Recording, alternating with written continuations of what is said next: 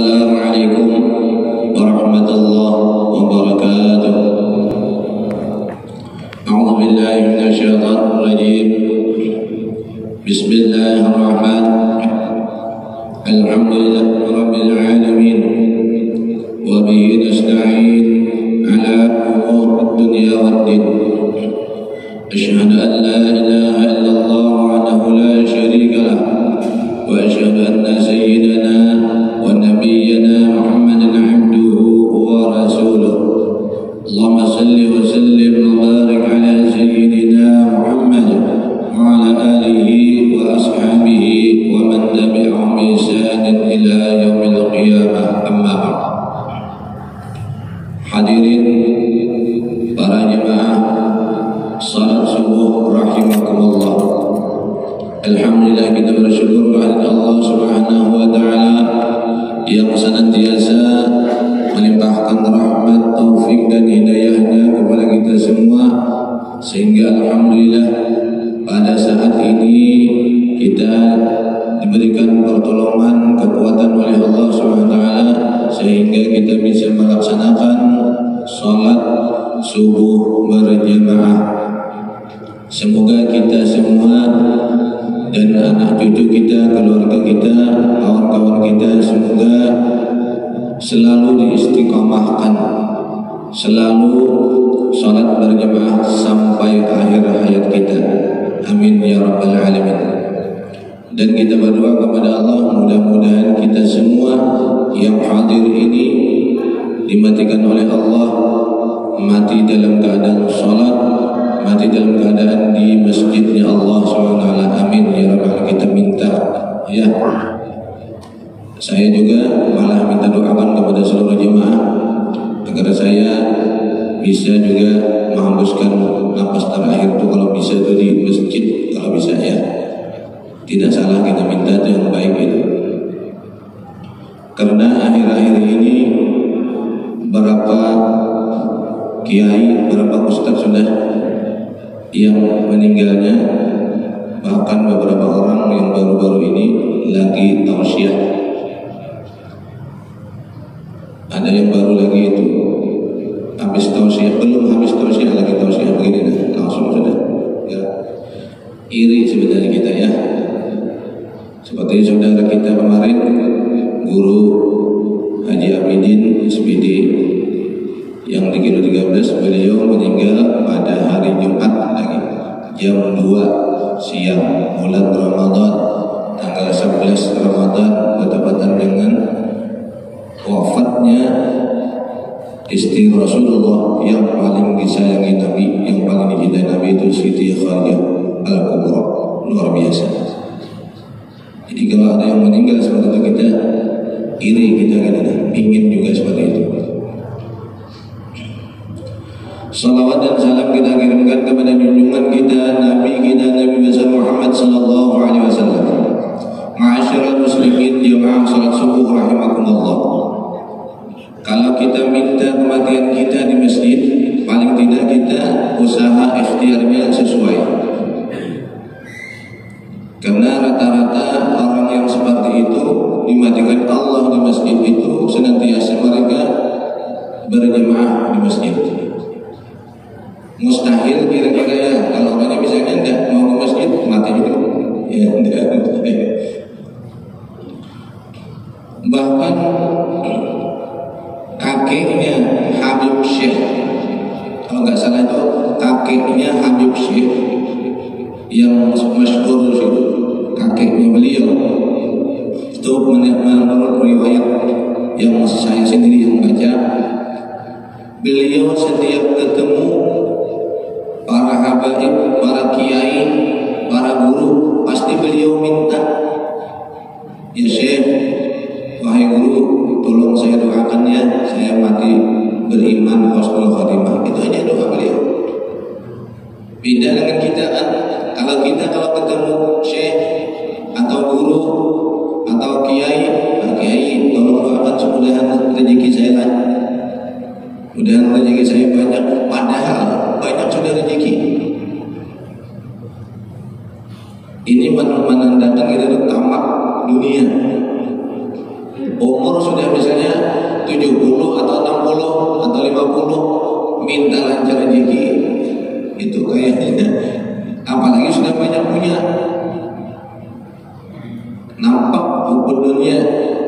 Jadi ini kakeknya Habib Syekh ini setiap ketemu guru, kiai, syekh, habaib, tolong doakan saya ya, mudahan saya mati beriman, husnul khatimah, itu aja kemana-mana. Sama saudara kita Guru Udin di Samarinda, itu setiap ketemu yang sana doakan saya mudah husnul khatimah. Padahal beliau alim, ahli ibadah, ahli sholawat, ahli Al-Quran, luar biasa beliau, alimnya luar biasa, sedekahnya luar biasa. Yang kita lihat itu beliau ketika membantu lansia, orang-orang tua, janda-janda tua, itu beliau tidak lagi harga 5.000, 10.000 yang merah. Kita lihat itu, wah keluar terus itu. Beliau mewarisi daripada guru-guru beliau. Itu setiap kita ketemu, minta maaf ya, tolong doakan saya husnul khatimah, begitu terus. Padahal orang luar biasa. Nah, jadi ini kakeknya Habib Syekh setiap ketemu siapapun pasti beliau minta tolong doakan saya ya, kemudian saya mati husnul khatimah. Ternyata akhir hayat beliau apa? Terbukti. Karena kita minta pun belum tentu Allah kabulkan, ya kan? Apalagi kita minta, tapi insya Allah kalau kita rajin minta, istiqamah minta, insya Allah Allah kabulkan. Sehingga terbukti beliau, kakeknya Habib Syekh ini, ketika wafat beliau habis khutbah Jumat,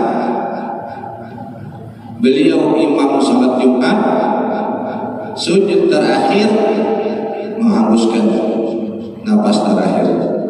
Masya Allah, luar biasa. Ini yang kita iri. Itu Bang Yang mulai bahari habis membaca riwayat beliau itu sampai sekarang tentang yang bikin seperti itu. Sehingga sebelum Ramadan kemarin, tepat hari Sabtu, tapi harinya hari Sabtu ya, kejatuhan ini gip yang besar itu, untungnya tidak kena. Kalau kena leher selesai sudah. Tapi harinya hari Sabtu, kita minta Jumat. Kalau hari Jumat biar aja sudah. Ini. Jadi sesuaikan doa kita minta mati husnul khatimah, berdoa terus sesudah salat seperti guru kita akan berseperti. Setiap salat kita berdoa. Cuma banyak yang tidak ikut, ya kan? Ada juga berdoa husnul khatimah, tidak angkat tangan, berdoanya separuh-separuh. Kalau kita mengharap betul, ya Allah, husnul khatimah ya kan? Diakhiri la ilaha illallah 3 kali. Berdoa terus setiap habis salat. Kalau kita berdoa mengangkat tangan itu menandakan kita itu mengharap banget kepada Allah, dan menandakan kita tawadhu, rendah, tidak ada artinya kita di mata Allah. Tidak salah mengangkat tangan, dan kita mengangkat tangan itu mutaba'ah kepada guru kita, kiai kita, bahkan Rasulullah seperti itu. Syarul muslimin jamaah subuh rahimakumullah. Semua amal ibadah, baik sholat, puasa, dan lain-lainnya, itu tujuan Allah ibadah itu supaya kita tuh menjadi orang yang bertakwa. Seperti puasa, ya kan? Berpuasalah wahai orang beriman agar kamu menjadi orang yang bertakwa. Takwa itu artinya melaksanakan perintah Allah dan meninggalkan larangannya. Tapi takwa di sini tidak sama, semua manusia, semua hamba Allah tidak sama. Banyak ada tingkatannya. Yang pertama tingkatannya takwa itu adalah takwa amin. Takwa amin itu ketika dia merasa takut dengan neraka, takut disiksa oleh Allah, maka dia giat rajin ibadah. Ini takwa orang abid. Orang abid itu apa ya? Budak. Budak yang dibeli di zaman Rasulullah, di zaman para sahabat, orang itu dibeli dengan seharga sekian, dipelihara. Jadi disuruh kerja tanpa digaji. Tapi kalau tidak kerja bisa disiksa, bisa didenda.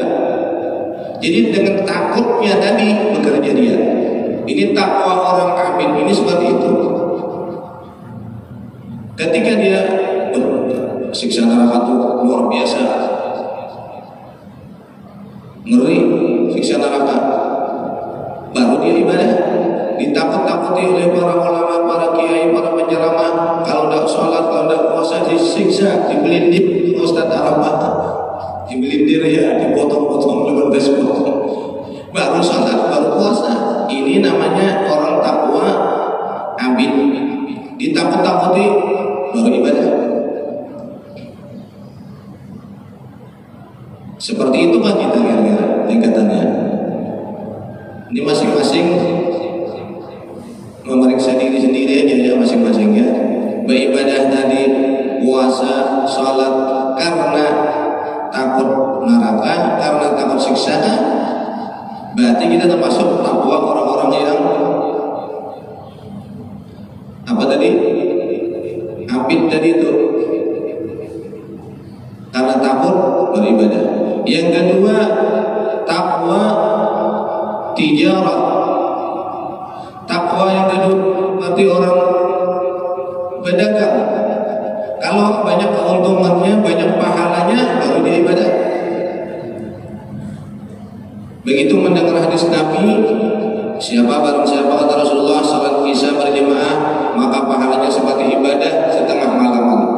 Kalau ibadah kita berjamaah salat subuh, maka pahalanya seperti kita ibadah semalaman suntuk. Dihitung, wah rajin kita ibadah. Nanti kita ibadah kita itu karena ingin banyak pahala. Ini termasuk takwa tijarah, takwa orang dagang, berhitung-hitungan. Begitu banyak pahalanya, baru seperti kita salat witir kan. Salat witir itu sebenarnya 11 rakaat. Tapi yang terabdal ada bilang 3, yang 3 kita ambil. Tapi kalau para kiai bukan sedikit, bukan abdalnya, yang banyaknya yang dicari. Seperti salat duha. Salat duha itu 12 rakaat, nanti mulai jam 8 sampai sebelum zuhur. Salat duha itu abdalnya 12 rakaat. Paling banyak. Nah, misalnya ada yang mengatakan abdal 4 rakaat, padahal yang banyak itulah yang kita cari. Itu para kiai. Karena bukan pahalanya, tapi ibadahnya itu nikmat gitu lah.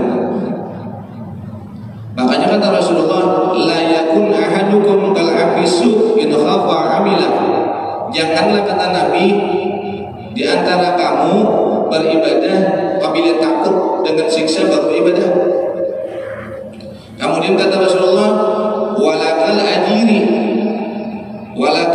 suh. Jangan juga kamu menjadi orang ahli ibadah ketika banyak pahalanya, banyak hitungan pahalanya, baru illam yuqtal ajirata lam yakmal. Bila tidak ada pahalanya, tidak diamalkan.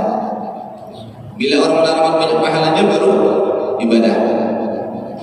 Ini takwa yang kedua, ini takwa orang dagang. Iya kan, kita seperti ini mungkin. Yang ketiga disebut takwa al-ahram, takwa orang yang merdeka. Orang yang merdeka ini dia tidak karena takut kepada siksa Allah, dia tidak menghendaki pahala atau dia tidak menghirau pahalanya Allah saking banyaknya, tidak dihirau ketika ibadah. Yang dia hirau ibadah dengan cinta kepada Allah, dengan syukur kepada Allah. Kita diberi nikmat sehat, rezeki yang banyak, kesehatan, kesempatan. Karena itulah, jadi niatkan kita